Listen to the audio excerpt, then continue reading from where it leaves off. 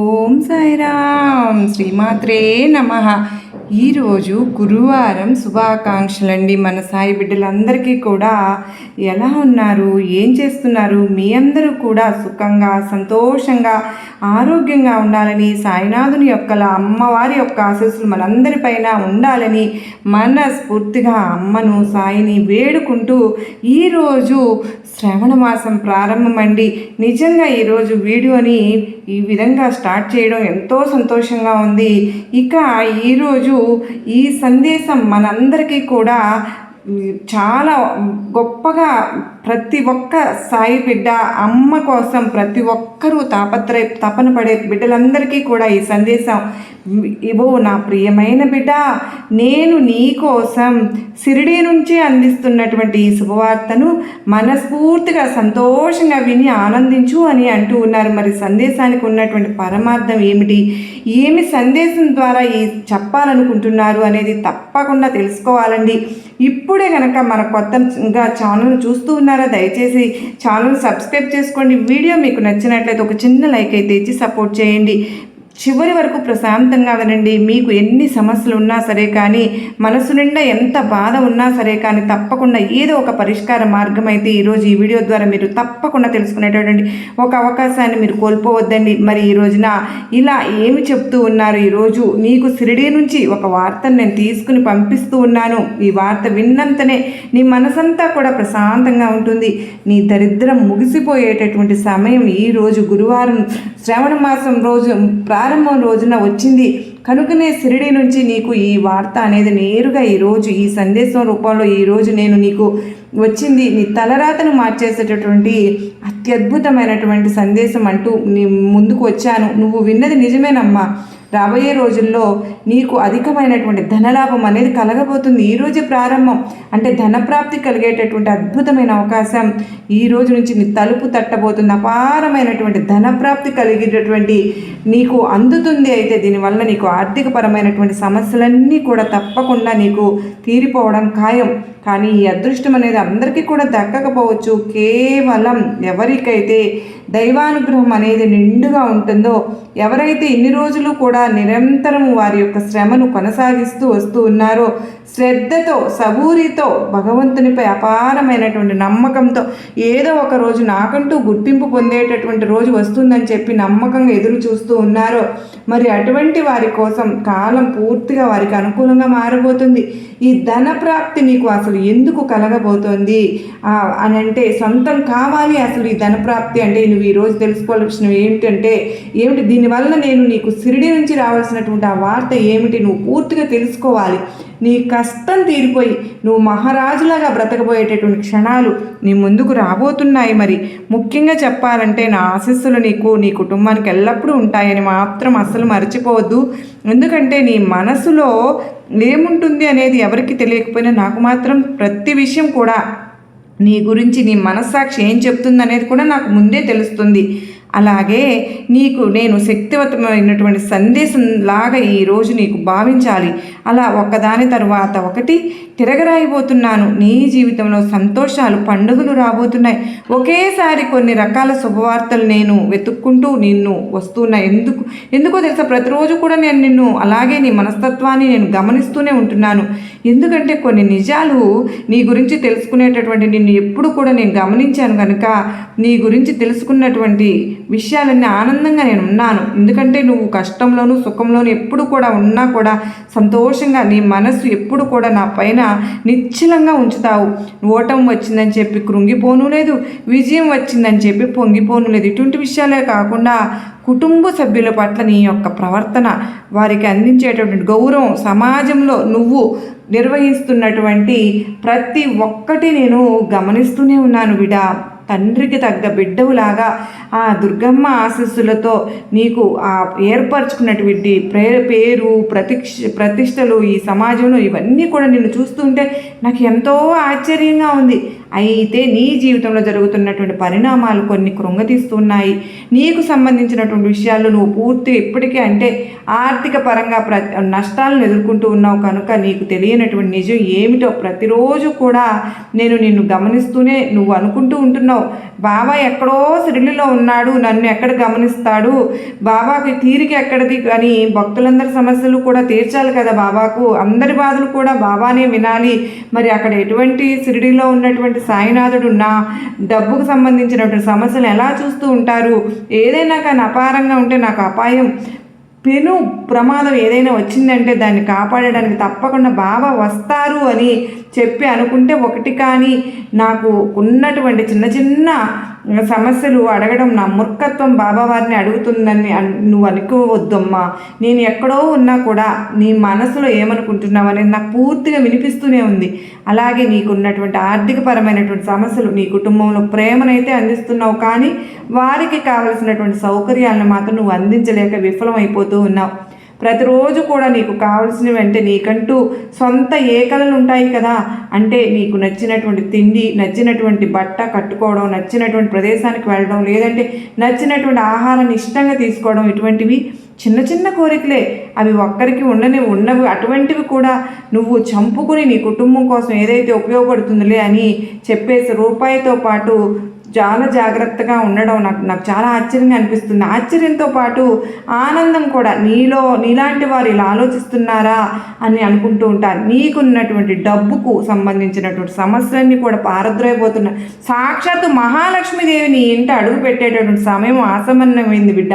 నేను షిరిడీలో ఉండడం కాదు, నేను ఎప్పుడూ కూడా నీ చుట్టూనే ఉంటున్నానమ్మా.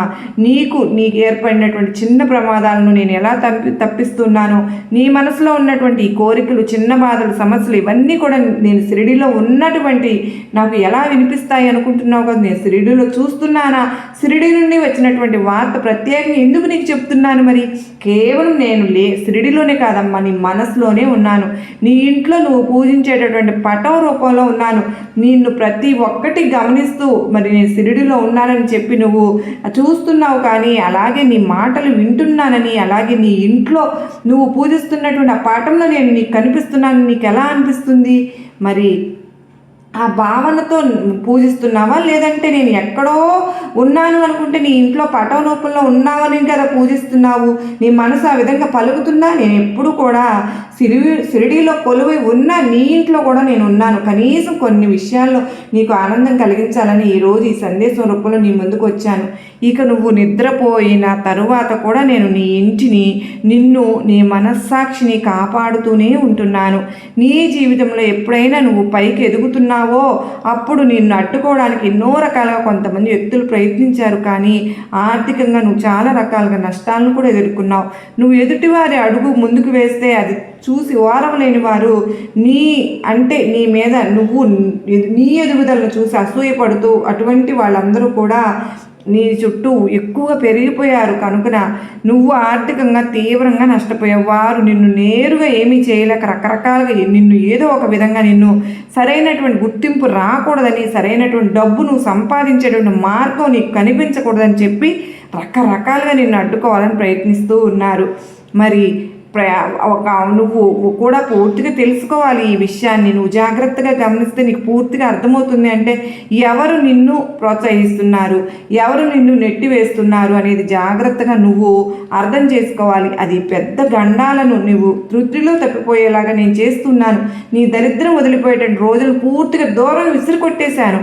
కానీ నువ్వైతే ఒకటి గుర్తుపెట్టుకోవాలి, నువ్వు జీవితంలో ఒక్కో మెట్టు ఎదుగుతుంటే అది చూసి ఓరవలేని వారిని చుట్టూ ఎంతోమంది ఉన్నారని చెప్పాగా. నువ్వు తప్పకుండా తెలుసుకోవాలి. నీ శత్రువుల గుండెల్లో మంట మొదలవ్వాలంటే నీ ఎదుగుదల ఈ రోజు నుంచి ఎంత అద్భుతంగా కనిపించాలి అంటే వారి కుట్రలన్నీ పూర్తిగా వారు ఆపాలని చెప్పి వారికై వారు రియలైజ్ అయిపోవాలి. నీ మీద అసూయతో రగిలిపోయేటటువంటి వ్యక్తులు నీకు చెడు చేయాలని చెప్పి ఎన్నో రకాల ప్రయోగాలు చేస్తూ ఉన్నారు. నీ ఆనందాన్ని పాడు చేయాలని చెప్పి చూస్తున్నారు. అలాగే ఆర్థిక ఆర్థికంగా మానసికంగా కృంగతీయాలని చెప్పి ప్రయత్నిస్తున్నారు. వారి ఆటలు ఏమీ నేను సాగనివ్వను. ఈ సందేశం ద్వారా నేను వారికి తెలియపరుస్తున్నాను, ఇక నా ఆశీస్సులు ఎవరి మీద అయితే ఉంటాయో వారిని ఎవ్వరు కూడా ఏమీ చేయలేరు. అందుకేనమ్మా నేను ప్రతిరోజు కూడా నీ చుట్టూ నీ శత్రువులను పంపించేటటువంటి ఆ ప్రతికూలమైనటువంటి శక్తులు ఏవైతే ఉన్నాయో అవి నిన్ను ఏమి తాకకుండా చేయకుండా ఉండాలని చెప్పే అడ్డుగా ఉంటున్నాను. కనుక వారి యొక్క కలి ప్రభావం నీ మీద పడకుండా నేను ఒక రక్షణ వలయంలాగా నీ చుట్టూ ఏర్పడి ఉన్నాను. ఇక నీ రక్షణ కోసం నేను స్వయంగా ఎన్నో ఏర్పాట్లు కూడా చేశాను, ఎన్నో రకాల. కనుక నీకు వాటి నుంచి దూరం చేయబోతున్నాను. రాబోయే నీ జీవితంలో జరగబోయేటటువంటి అద్భుతమైన మార్పులు నువ్వు తప్పకుండా తెలుసుకునే తీరాలి. మరి ఎందుకో తెలుసా, నీ గురించి ఇంతగా ఉద్దేశించి చెబుతున్నాను అంటే నిన్ను నేను ఎంతగా జాగ్రత్తగా కాపాడుకుంటున్నానన్న విషయాన్ని నువ్వు మర్చిపోవద్దు. అలాగే గుర్తుపెట్టుకో, ఎవరైతే వెనకాలైతే నేను ఎప్పుడు కూడా తోడుగా నిలబడి ఉన్నానో ఎవరు కూడా నిన్నేమి చేయలేరు. అలాగే నా యొక్క శక్తి, నా బలం నీకు ఎప్పుడు కూడా రక్షణగానే ఉంటుంది. ఇక చెప్పాలి అంటే నేను నిన్ను కంటికి రెప్పలాగా కాపాడుకుంటూ ఉంటున్నాను. నీకు ఇప్పటికే అర్థమై ఉంటుంది కదా, నేను ఎప్పుడు కూడా నీ చుట్టూ ఉంటున్నాను, నీతో మాట్లాడడానికి ప్రయత్నిస్తున్నాను. నా స్పర్శ నీకు ఎలా అంటే బాబా స్పర్శ నాకు తగులుతుంది అనేటటువంటి భావన నీకు కలిగేలాగా కూడా చేస్తూనే ఉన్నాను. ఈ నిజాన్ని నువ్వు నిజంగా ఎప్పుడైతే గ్రహిస్తావో అప్పుడు నువ్వు ఆశ్చర్యపోతావు. ఇక నువ్వు గతంలో తీసుకున్న కొన్ని నిర్ణయాలు సరైనవి, అవి చెప్పి చాలా రకాలుగా నువ్వు మోసపోయావు, అభివృద్ధి పరంగా నువ్వు ఎంత నష్టపోయావో అవన్నీ నేను చూశాను. అందుకనేనమ్మా ఈరోజు నీకు ప్రతి ఒక్కటే అందజేయాలని, ఆ అదృష్టాలను తెచ్చి ఇవ్వాలనే నీకు మోసపోయిన అభివృద్ధి పరంగా అయితే నష్టపోయిన వాటిని ఇకనైనా నీ కష్టానికి తగినటువంటి గుర్తింపు వచ్చే రోజులు రావాలని భగవంతుని వేడుకో.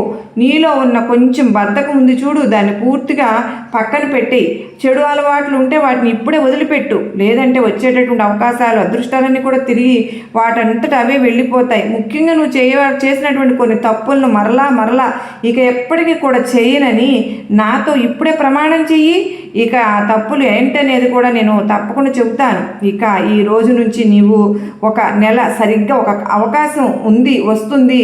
ఆ అవకాశాన్ని నువ్వు సద్వినియోగం చేసుకో. ఏమాత్రం సాధారణంగా లేదంటే అసాధారణంగా అనిపించినా కూడా నువ్వు దాన్ని తమాషాగా తీసుకునే వద్దు. ప్రపంచంలో కోట్లాది మంది ఉన్నా కూడా అరుదైనటువంటి అవకాశాలు అందరికీ వస్తాయా? రావు. ఎవరైతే ధర్మంగా నడుచుకుంటారో, భగవంతుని మనస్ఫూర్తిగా నమ్ముతారో వారికి మాత్రమే భగవంతుడు అద్భుతమైనటువంటి అవకాశాలను ఇస్తూ ఉంటాడు. నువ్వు ఇప్పటివరకు చాలా రకాల సమస్యను ఎదుర్కొన్నావు, చాలా రకాలుగా నష్టపోయావు, ఆర్థిక పరంగా కుమిలిపోయావు, కూలిపోయావు. కానీ ఇక్కడ నిన్ను ఇలా చాలా జాగ్రత్తగా నీ బాబా అన్ని విషయాల్లో ఆర్థిక పరంగా నేను నిన్ను అనుకూలమైనటువంటి ప్రయత్నాలు చేపిస్తూనే ఉన్నాను. నీకు తెలియనటువంటి సానుకూల శక్తి నీలో మేల్కొల్పేలాగా నేను చేస్తాను. ఈ మార్పును చూసి నువ్వే ఆశ్చర్యపోయి ఆనందంతో కన్నీళ్లు పెట్టుకుంటావు. అంత మాత్రమే కాదు, ఎప్పుడూ కూడా నేను నీకు చెడు చేయాలని చెప్పి అనుకోలేదు. భగవంతుడు ఎప్పుడు కూడా చెడు చేయడు. భగవంతుడు ఎప్పుడు కూడా తన బిడ్డల్లో కాపాడుకుంటూ ఉంటాడు. ఈ కలియుగంలో కొంతమంది తెలియక చేసే పొరపాట్ల వల్లే వారు కోరి మరి కష్టాలను అనుభవిస్తున్నారు. ఒకసారి ఆలోచిస్తే మీరు వెళ్తున్న దారి సరైనదా?